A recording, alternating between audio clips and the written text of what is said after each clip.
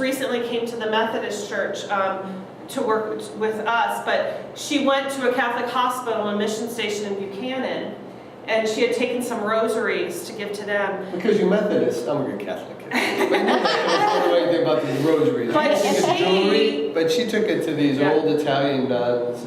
And her whole childhood mission Catholic experience came together for her. Babies. You know, that she saw this Catholic charity happening that she'd only heard about. And so, just like for all of us, when we go and we meet a missionary or when we go to one of these places, all of a sudden we have this aha moment and we get it, all of this stuff we've heard about. It's not just a website anymore, it's real. And Brittany definitely had that experience in Liberia in a variety of ways.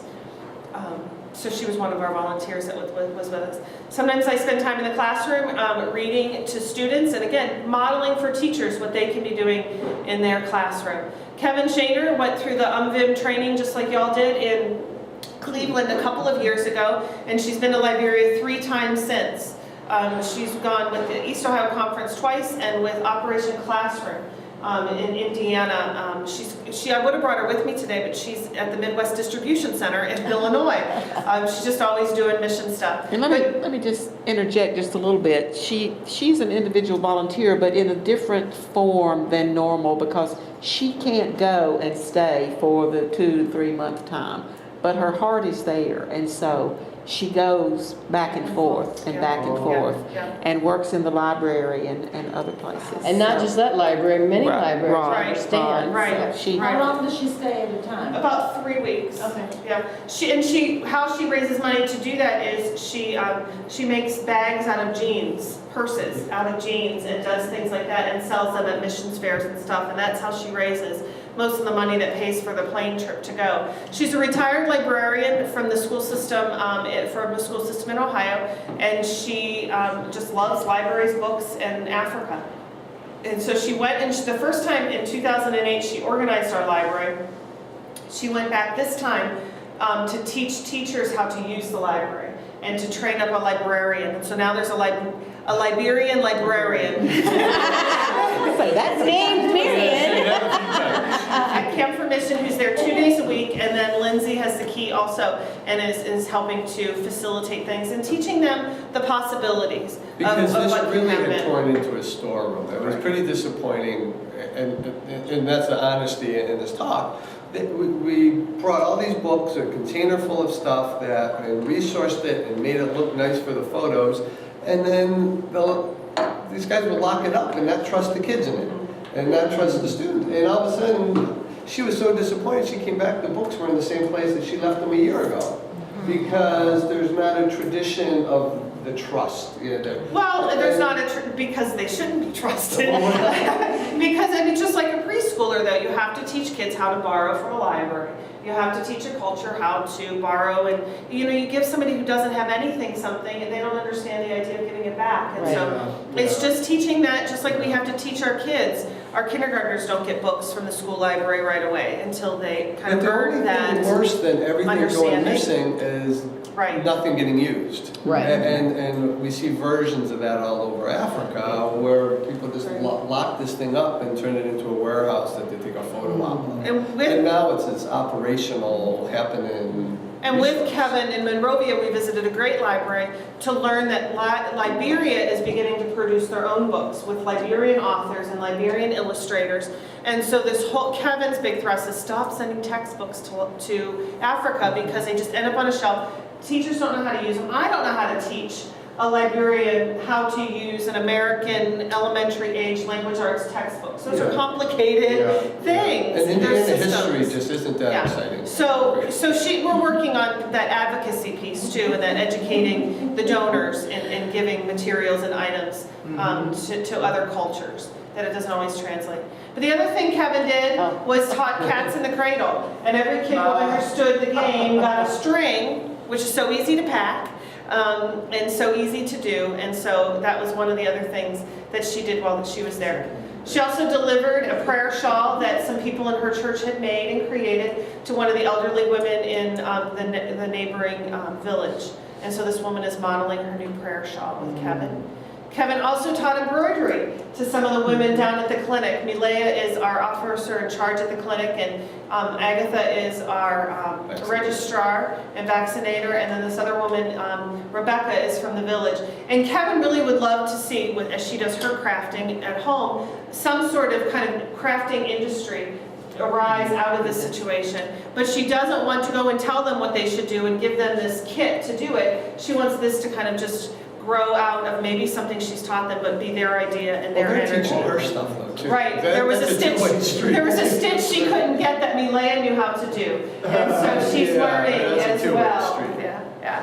That's So, gonna be my question, that she's taught a lot of things, what has she learned Yeah, there you go. Right. from them? right. Well, and Milea does know crocheting, and so she did some teaching of that, but you're right. And they're hungry for it, but they just love that interaction. They I'm just, sure there's a lot of things. Right, that she walked away learning and understanding. And I want to tell you, as a needle worker, when you're with another group of like-minded, there's just An this energy. immediate well, bond. that's what this was. These See, I can crafters, see it, I can feel it right there. yeah. Yeah, because I went to a quilting group in Jamaica, and it was all of a sudden like we were Sisters. sisters. The language barrier, the It culture didn't barrier matter. wasn't No there language anymore. barrier. It didn't matter It was because you needle quilt and- the same. Right. So that's That's great. neat. And this is Sarah Forsythe, who also She went was through the in- program, and was a volunteer at the Camp for Mission. She's a nurse in the Baltimore area, and she's obviously learning how to cook. And that's one of the things that Lindsay is doing now too, is learning how to do some cooking and those kinds of things.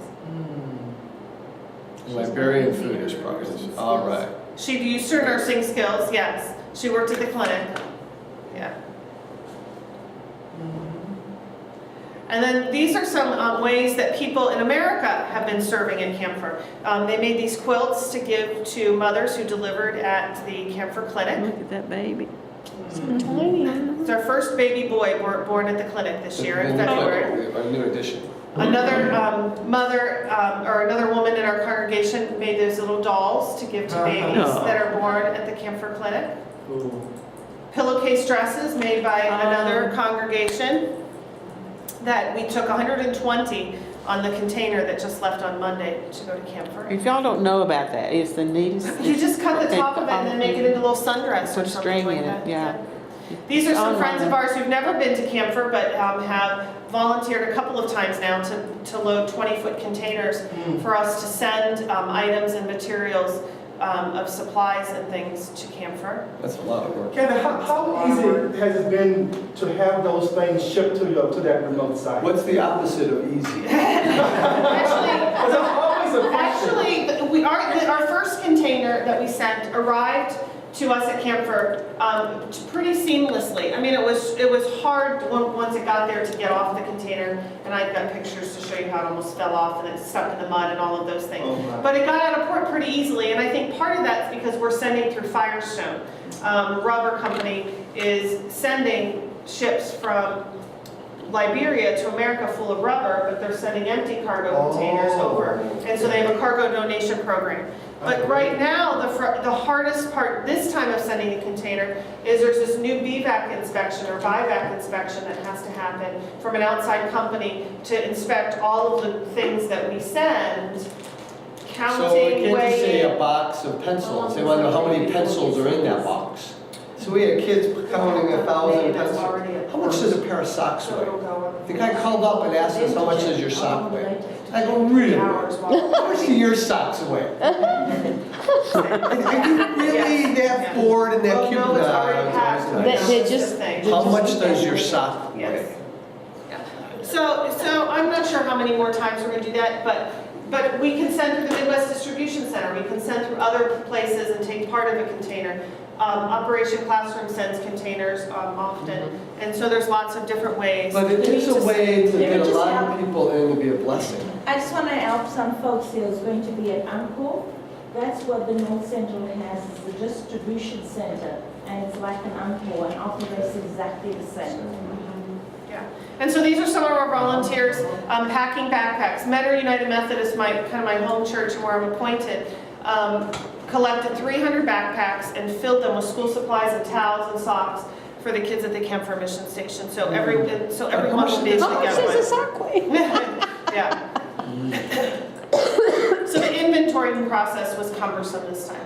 These are people at Mentor United Methodist Church who instead of betting on the horses for the Kentucky Derby, they had a Kentucky Derby party and you were supposed to donate your money, you would be betting on the horses to the Camp for Mission Station. And then we watched Seabiscuits for that movie while But we we got hundreds of people involved. Right. Just in this container, which for us, it's almost cost prohibitive, it's headache intensive and labor intensive. But when you do the thank yous right now, we probably have 500 different people that got their hands in this. Right, engaged administrative camp. And other people use their gifts, either on this side or that side. Look at that picture. So this is Esther and Tiga and Annie Jo, This is three of the why reasons we I go. keep going back. I mean, just the blessings are just amazing in the relationships. When I first went in 2008, when we were traveling around Africa, I was their preschool teacher and taught them the hokey pokey. So we always do the hokey pokey together. And now they're like in first and second grade. So it's just a joy to watch them grow up and to know them and to be a part of their lives. These are some young men who I was preaching about an hour and a half walk away from Camp for one Sunday morning, and they decided they were going to go with us, and so they put on their best suits. These are suits that walked. Garfield had sent. Yeah, people have sent them and fallen in love with them too, and helped them kind of get a leg up on life. And then these are some friends who, the baby in the middle was born last year while we were there, and they named her Catty. After me, and you see she's crazy about me. I'm not so sure about the weight. But Cathy's father assures me that when we go back that she will be off the breast and she can come and live with us for a couple of weeks and she won't be afraid of me any longer. Danny's not so sure. That'll be fun. And then this is what I'm doing now that I'm back, is just sharing the story and preaching and talking about the Camp for Mission and doing things like this. Every Sunday I tell Camp for, even though I'm not with you on Sunday morning, I am at Camp for, because I am telling the story and doing exactly this and turning people on to the ministries that are there and the blessings that come to your life. We need each other. It's not just about changing their world, me changing their world, but they've changed mine. And the blessings are huge and they're amazing, and it's just an honor to be a part of it. Did you ever say when you're going back, if at all? We're going back in June with this team, Right, and then we'll probably go back again next January, February, March, is kind of how we're doing it. And then while I'm home, I'm being a missionary for the conference and interpreting the story. Okay. And so that's kind of how we are doing it as missionaries kind of sent from East Ohio. We've been blessed that East Ohio kind of has claimed us in the same way that Vim has, and we have an advance through the conference that helps to support my appointment and our missionary travels. And Mentor Church is on the east side of Cleveland, and kind of a larger church in our conference where I was the youth pastor, continues to claim me. So my part-time appointment is with Mentor Church and with the Camp for Mission Station, and then working for the annual conference to tell the story and to get part. So I partner in churches within East Ohio that help support my health benefits and very small salary, and mileage and things like that. It's interesting that you actually have an appointment that kind of captures all that though. Right. They've been, our accountant who's trying to figure out our taxes right now doesn't understand it. But I am an anomaly, I think, for the denomination, and especially I know for our annual conference. Yeah. But that's how our call and what God has done with us at this point. Do you have any questions as people who are trained? Camp for is a great place, and I'm not trying to talk you all into coming there, although that would be great. But it is a great place because it's kind of a holistic experience, and people can